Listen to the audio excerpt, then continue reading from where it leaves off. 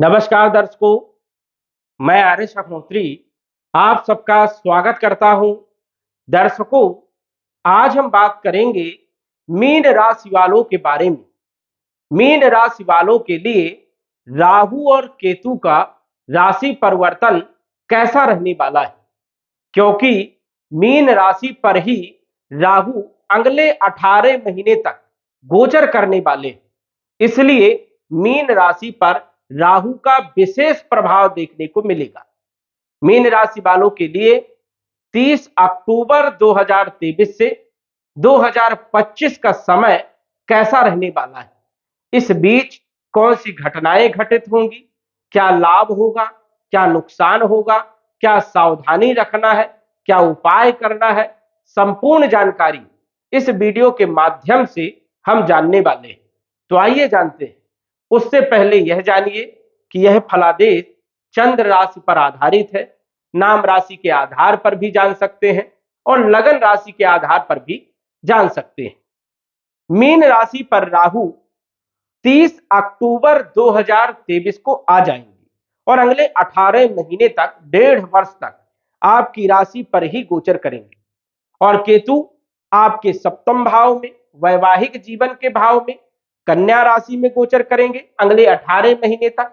इस कारण से आपके ऊपर दोनों ग्रहों का विशेष प्रभाव देखने को मिलेगा। अब क्या शुभ होगा, क्या अशुभ होगा, इसी पर चर्चा करेंगे।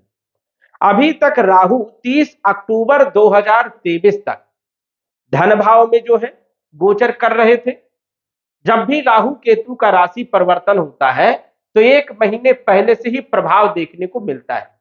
30 अक्टूबर के बाद राशि परिवर्तन होगा, लेकिन सितंबर के महीने से ही आपको प्रभाव देखने को मिल जाएगा। राहु धन भाव में गुरु के साथ चांडाल योग बना रहे थे 30 अक्टूबर 2023 तक। अभी ये योग बनेगा। चांडाल योग ये अशुभ योग माना जाता है, क्योंकि राहु के साथ गुरु की शत्रुता है और गुरु की राहु के साथ शत्रुता है। और एक ही घर में जब शत्रु रहे तो कहां से शुभ परिणाम देखने को मिलेंगे। गुरु शुभ परिणाम देने का काम करता है और राहु अशुभ परिणाम देने का काम करता है।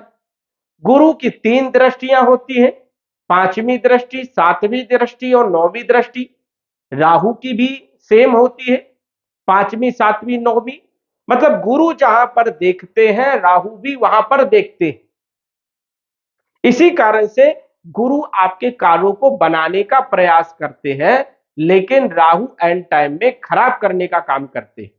अब धन भाव में गुरु अच्छे परिणाम देते हैं, धन देने का प्रयास करते हैं, धन में वृद्धि करते हैं, क्योंकि गुरु धन के ही कारक है और आपके राशि के स्वामी है। जब राशि का स्वामी धन भाव में गोचर करे तो स्वाभाविक है कि धन की प्राप्ति होती है, धन की स्थिति अच्छी होती है और गुरु धन देने का प्रयास भी कर रहे हैं। लेकिन राहु जो है एंड टाइम में आपके काम को खराब करने का काम कर रहा है। धन भाव में धन व्यय कराता है, खर्चे कराता है, नुकसान पहुंचाने का काम करता है, वाणी में उग्रता लाने का काम करता है राहु। वही इन दोनों ग्रह की, गुरु और राहु की 5वीं दृष्टि आपके 6ठे भाव में पड़ रही है। 6ठा भाव होता है शत्रुओं का, कंपटीशन का, रोग का, ऋण का, शत्रु का। तो कहीं न कहीं रोगों में वृद्धि करने का काम, शत्रुओं को पैदा करने का काम, गुप्त शत्रु पैदा होते हैं और नुकसान करने का काम करते हैं, कंपटीशन में असफलता दिलाने का काम करते हैं। कहीं न कहीं कर्जे भी चढ़ जाते हैं लोगों पर। तो कर्जा भी चढ़ाने का काम जो है राहु और गुरु की दृष्टि यहां पर नुकसान पहुंचाने का काम कर रही है। कर्जा चढ़ रहा है, आवक तो हो रही है लेकिन बचत कुछ नहीं हो पा रही। वही मामा मौसी के संबंधों में भी कोई विशेष जो है मधुरता नहीं देखी गई। गुरु और राहु की दृष्टि अष्टम भाव में पड़ रही थी। अष्टम भाव होता है गूढ़ ज्ञान का, आयु का, मृत्यु का, व्याधियों का, परेशानियों का, ससुराल पक्ष का, गुप्त धन का।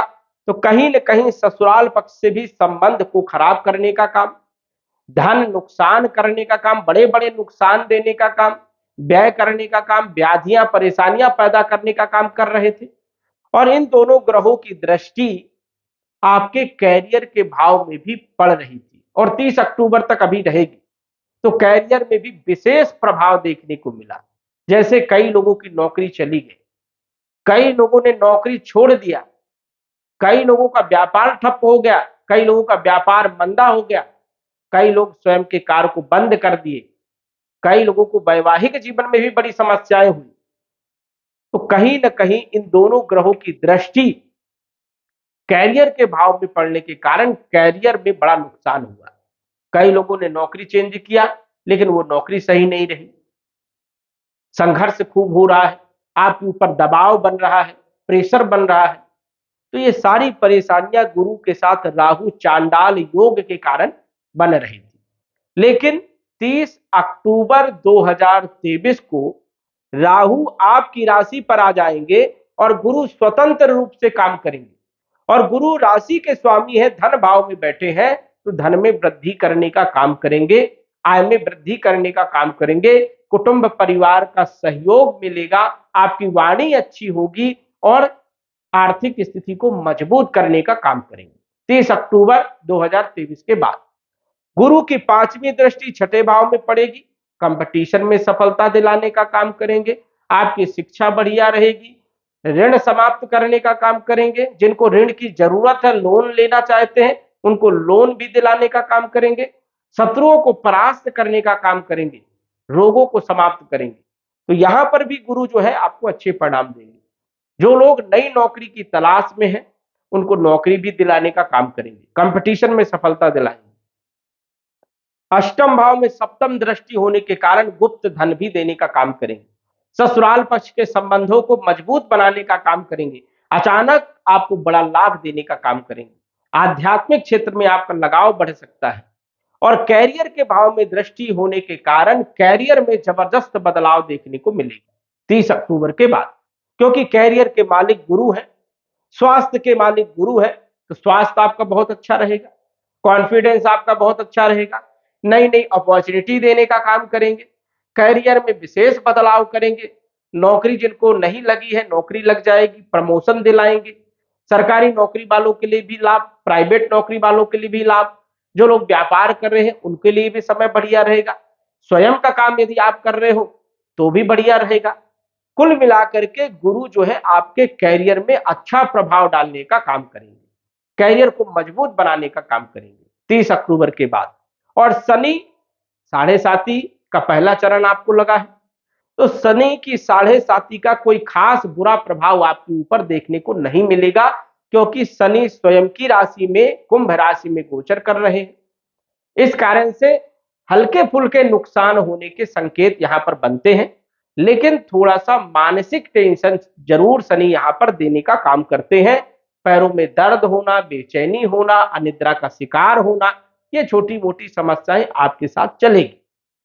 विशेष बड़े नुकसान शनि नहीं करेंगे, क्योंकि अपने घर में विराजमान है और ये लाभ के भी मालिक है, और लाभ का मालिक व्यय भाव में बैठा है, तो खर्चे भी कम ही करवाएंगे, बड़े बड़े नुकसान नहीं कराएंगे, आपको सपोर्ट करने का काम करेंगे। राहु 30 अक्टूबर के बाद आपकी राशि में जब ये गोचर करेंगे, तो यहां पर आपको भ्रमित करने का काम करेंगे, कंफ्यूजन पैदा करने का काम करेंगे, जल्दी जल्दी गलत डिसीजन देने का काम करेंगे। इसलिए यहां पर आपको सावधान रहना है, जल्दीबाजी में कोई डिसीजन नहीं लेना है, ताव में आकर के नौकरी नहीं छोड़ना है, हड़बड़ी बिल्कुल नहीं करना है, क्योंकि यहां पर जो है राहु आपकी राशि में अधिकतर जो है भ्रमित करने का काम करते हैं, डिसीजन लेने में दिक्कत आपको हो सकती है।